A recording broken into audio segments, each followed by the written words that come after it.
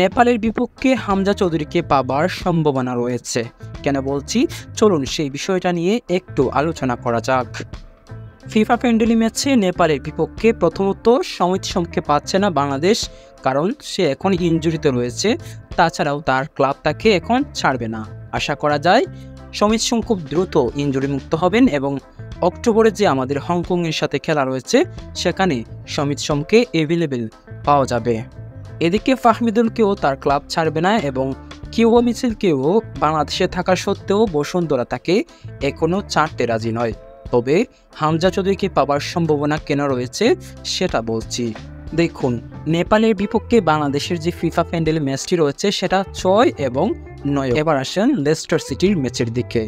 এদিকে লেস্টার সিটির এই মাসের শেষ ম্যাচ 30 আগস্ট এবং আবার যখন লেস্টার সিটি মাঠে নামবে তখন 13 সেপ্টেম্বর।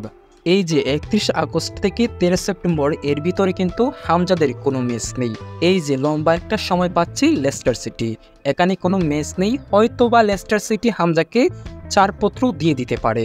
বাংলাদেশের খেলা কিন্তু এর ভিতরে, অর্থাৎ 6 এবং 9 সেপ্টেম্বর। তাই এখানে বাঙালি ফুটবল ভক্তরা আশা করতেই পারে হামজাকে ফিফা ফ্রেন্ডলি ম্যাচ অর্থাৎ নেপালের বিপক্ষে মাঠে দেখতে।